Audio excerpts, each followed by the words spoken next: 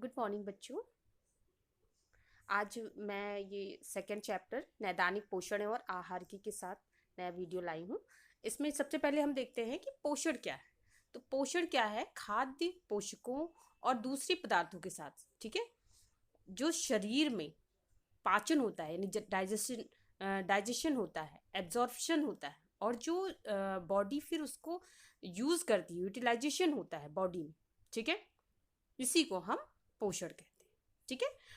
Food science क्या है? मतलब अगर आप देखिए तो पोषण जो है वो आपने कोई चीज खाई, ठीक है, और वो आपकी बॉडी में डाइजेस्ट हुआ, मतलब डाइजेस्टिव सिस्टम आपको पढ़ाया जा चुका है, उसमें आपने देखा होगा कि डाइजेस्ट हुआ और उसके बाद वो एब्जॉर्ब हुआ बॉडी में, है ना। उसके जब एब्जॉर्ब हो गया, और जब एब्जॉर्ब हो जाता है तब फिर बॉडी उसका यूज करती है, मतलब शरीर के अंगों के विभिन्न कार्यों के लिए शरीर उसे यूज करता है। ठीक है। तो ये तो हो गई पोषण की बात। अब आते हैं न्यूट्रिशन की बात। ठीक है। तो इसमें क्या है, न्यूट्रिशन जो है वो कई तरह का, जैसे पोषण जो है आपका एक सोशल भी हो सकता है, मनोवैज्ञानिक भी हो सकता है, और आर्थिक, इसके तीनों पहलू हैं। यानी सामाजिक भी हैं, है ना, और आर्थिक भी हैं, और तीनों पहलू इसके हैं। अब आते हैं पोषण का महत्व। पोषण का महत्व क्या है? एक तो आपका आहार, स्वास्थ्य और रोगों का पोषण से परस्पर अंतरंग जुड़ाव होता है। ठीक है। दूसरी चीज, जो डिजीज होते हैं, है ना, उनसे सुरक्षा मिलती है, संक्रमण से जो आपके अंदर इम्यूनिटी होती है ना, तो इम्यूनिटी प्रोवाइड करती है। ठीक है। तीसरी चीज होती है विभिन्न प्रकार की जो बीमारियां हैं, है ना, उनसे भी स्वास्थ्य लाभ के लिए, है ना, जब बीमारियां हैं उनसे जब आपको स्वास्थ्य लाभ लेना होता है, यानी जब बीमारियां ठीक होने लगती हैं तो आपको पोषण की, अच्छे पोषण की आवश्यकता होती है, तब वो बीमारियां सही होती हैं। बल्कि कुछ बीमारियां तो पोषण से ही रिलेटेड होती हैं, बिल्कुल। ठीक है। अब आते हैं दैनिक पोषण आहार की क्या होता है, नैदानिक पोषण और आहार की। तो नैदानिक पोषण जो है, पोषण का विशेष क्षेत्र है जो कि बीमारी से संबंधित, बीमारी से यानी डिजीज से रिलेटेड जो मेडिकल न्यूट्रिशन, उसे ही हम कहते हैं जो बीमारी से या डिजीज से या इलनेस से रिलेटेड होता है। दूसरी चीज है चिकित्सकीय पोषण। चिकित्सकीय पोषण कहा जाता है नैदानिक पोषण रोगियों के पोषण के जो मैनेजमेंट है, यानी प्रबंधन है, उससे रिलेटेड होता है। ठीक है। जो भी पोषण यानी न्यूट्रिशन मैनेजमेंट होता है उससे रिलेटेड होता है, उसे कहते हैं नैदानिक पोषण या चिकित्सकीय पोषण। आहार की वह विज्ञान है जो बताता है कि भोजन और पोषण मानव के स्वास्थ्य को कैसे प्रभावित करते हैं। मतलब आहार की में ये बताया जाता है कि भाई कैसे, डाइटेटिक्स में यही तो बताया जाता है कि कैसे भोजन यानी फूड और न्यूट्रिशन किसी भी पर्सन की जो हेल्थ है उसे कैसे, मतलब अफेक्ट करता है। तो इसे हम आहार की में देखते हैं। आहार विशेषज्ञ सभी समस्याओं का निदान करते हैं, है ना, पोषण संबंधी समस्याओं का, तो वो आहार विशेषज्ञ होते हैं। अब आते हैं हम इसके महत्व की देखते हैं। तो महत्व क्या है नैदानिक पोषण का? पहला तो ये नई बीमारियों का व्यापक रूप से देखिए बढ़ती जा रही है, बहुत सारी नई नई डिजीजेस आती जा रही है, जैसे अभी आप देख रहे हैं कोरोना वगैरह आया, है ना, तो ऐसी बहुत सारी, तो इसके लिए भी इसका महत्व है। दूसरी चीज, डेमोग्राफिक चेंजेस आ रहे हैं। अब ना जनसंख्या की बहुत परिवर्तन आता है, मतलब वृद्धों की संख्या, बड़ों की संख्या, मतलब इसमें बहुत चेंजेस आ रहे हैं, तो इस वजह से भी उनका थोड़ा सा जरूरत है इसकी नैदानिक पोषण की। दूसरी चीज, एक चीज और है, नई तकनीक आए हैं, नए तरीके आए हैं, पूरक पदार्थ, है ना, बहुत सारे सप्लीमेंट वगैरह बन रहे हैं, तो इसके लिए भी है। अच्छा, अब आपको हम बताते हैं पोषण औषध, चिकित्सकीय खाद्य पदार्थ और पादप रसायन क्या होते हैं। ठीक है। तो न्यूट्रिसिटिकल्स जो पोषण औषध होता है वो प्राकृतिक भी हो सकता है और निर्मित भी हो सकता है, जैसे फोर्टिफिकेशन करते हैं ना फूड्स में, तो वो भी होता है, उसे हम कहते हैं पोषण औषध। ठीक है। दूसरी चीज, चिकित्सकीय खाद्य पदार्थ यानी मेडिकल फूड्स वो होते हैं जो डॉक्टर की सलाह पे या मेडिसिन जो रिलेटेड अनुसंधान हैं, जो इंस्टीट्यूट्स हैं, उनकी सलाह पे जो विशेष तौर पे बनाए जाते हैं। जैसे डायरिया के लिए, अभी डायरिया किसी को होता है तो और ORS का घोल देते हैं, है ना, तो वो मेडिकल फूड है, बिकॉज उसे मेडिकल की निगरानी में, है ना, उसे बनाया गया है, और जस्ट बिकॉज ऑफ कि डिहाइड्रेशन ना हो। ठीक है। तो डिहाइड्रेशन के लिए ये बनाया गया है। तो इसी तरह से जो मेडिकल फूड्स होते हैं।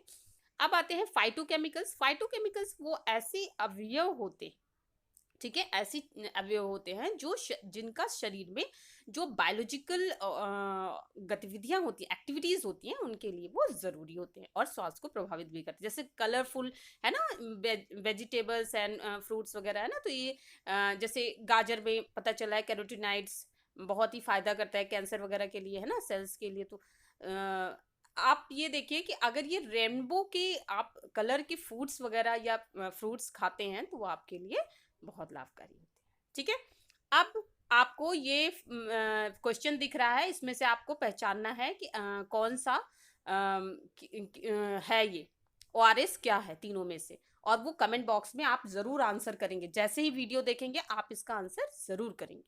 ठीक है बच्चों, चलिए अब नेक्स्ट हम देखते हैं मूलभूत संकल्पनाएं क्या है। तो मूलभूत संकल्पनाएं, पहला जो है आपका वो तो है रोल ऑफ डाइटिशियन, यानी आहार विशेषज्ञ चिकित्सक की भूमिका। दूसरा है आपका न्यूट्रिशनल असेसमेंट यानी पोषण मूल्यांकन। तीसरा है आपका डाइट थेरेपी यानी आहार चिकित्सा। और चौथा है टाइप्स ऑफ डाइट्स यानी आहार के प्रकार, कितने प्रकार के आहार होते हैं ये। फिर भोजन देने के तरीके, फिफ्थ है फीडिंग रूट्स। ठीक है, फिर सिक्स्थ आपका आता है चिरकालिक रोगों की रोकथाम यानी प्रिवेंशन ऑफ डिजीज। ठीक है, तो इस तरह से जो सिक्स्थ आपके मूलभूत संकल्पनाएं हैं, बेसिक कॉन्सेप्ट्स। ठीक है, तो इसी को हम एक एक करके डिफाइन करेंगे यहाँ। पहला हमारा था आहार विशेषज्ञ यानी नैदानिक पोषण चिकित्सक की भूमिका। इसमें अगर देखें तो उनकी क्या भूमिका होती है भाई, क्या उनका रोल होता है। तो पहला तो ये कि रोगी को आहार दे, सलाह दे आहार संबंधी, है ना, और उसके अलावा वो दिशा निर्देश यानी गाइडेंस भी दे। ठीक है, उसके अलावा उन्हें अच्छे पोषण की स्थिति को बनाए रखने और स्वस्थ रहने में मदद करने के नुस्खे दें। जरूरी नहीं जो बीमार है उसे ही मतलब अच्छे फूड की आवश्यकता है, अरे भाई जो हेल्दी है उसे भी तो है ना, हेल्थी बने रहने के लिए चाहिए। तीसरा वो पोषण संबंधी हस्तक्षेप और सर्जरी और बाद के रोग के अनुसार भी सलाह देता है। ठीक है, तो ये तो हो गया। दूसरा है आपका पोषण मूल्यांकन यानी न्यूट्रिशनल असेसमेंट।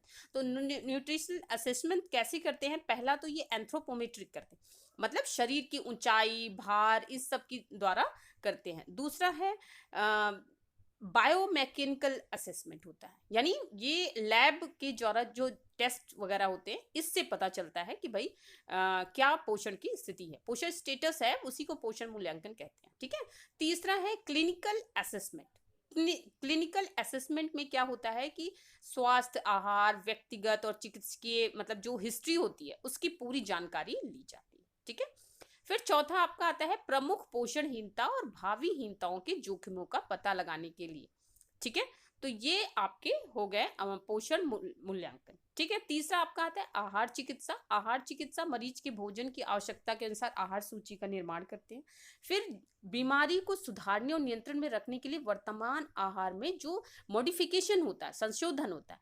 तीसरी चीज आती है पोषणहीनता की स्थिति में आहार संबंधी कमियों में सुधार करना। ठीक, फिर चौथा जो होता है वो होता है दीर्घकालिक और अल्पकालिक, यानी कम टाइम के लॉन्ग मतलब शॉर्ट कालिक, और एक होता है लॉन्ग टर्म के रोगों में आहार उपचार। और फिर लास्ट आपका होता है कि मरीज को निर्धारित आहार का अनुसरण करने की शिक्षा देना। भाई उन्हें शिक्षा देना, परामर्श देना, तभी तो आहार चिकित्सा होगा।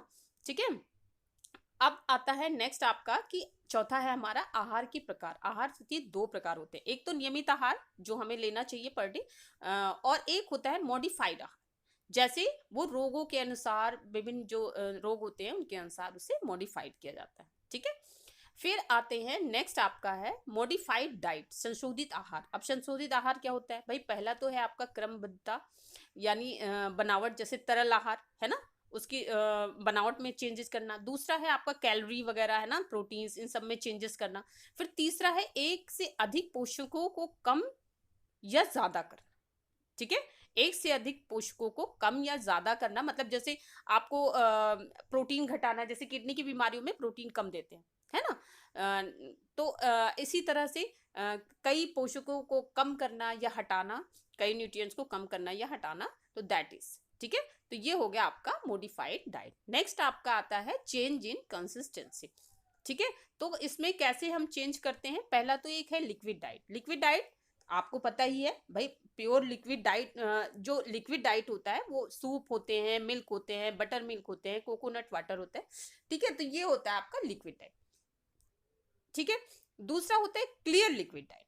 जो क्लियर लिक्विड डाइट होते हैं उसमें बिल्कुल पल्प नहीं होना चाहिए। अभी जो हमने सूप वगैरह बताया सब में पल्प होते हैं, ठीक है, इसमें फाइबर्स यानी रेशे होते हैं, बट जो क्लियर लिक्विड डाइट होता है उसमें नहीं होता है, ठीक है।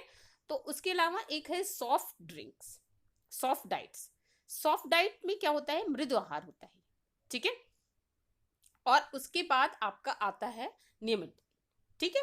अब आते हैं फीडिंग रूट्स, कैसे भोजन देना चाहिए। तो भोजन मुंह से देने का तो सबसे अच्छा तरीका है भाई बाय माउथ। लेकिन दूसरा, अगर सक्षम नहीं है ना, जो पेशेंट है वो सक्षम नहीं है मुंह से भोजन लेने में, तो उसको हम, या बेहोश है व्यक्ति, तो उसको हम ट्यूब फीडिंग या फिर ड्रिप फीडिंग के द्वारा उसे हम देते हैं, ठीक है।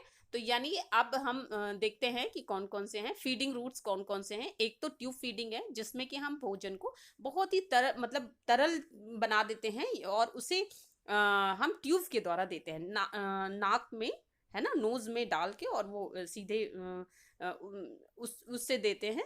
और दूसरा होता है ड्रिप से देते हैं, यानी इंजेक्शन लगाते हैं वेन को ढूंढ के, और उसमें ग्लूकोज के द्वारा देते हैं। तो इस पे ज़्यादा दिन नहीं दे सकते हैं ऐसे भोजन, लेकिन हाँ, जब बिल्कुल व्यक्ति बेहोश हो तो ऐसी कंडीशन में इससे भी भोजन ड्रिप के द्वारा भी, कई सारे सोल्यूशन होते हैं ना, उनको मिला मिला के देते हैं, मतलब भोजन क्या, वही सोल्यूशंस कई सारे मिला के और फिर दिया जाता है। फिर आते हैं चिरकालिक रोगों की रोकथाम। चिरकालिक मतलब जो बहुत ही लॉन्ग टर्म के डिजीज, टॉनिक डिजीज, ठीक है।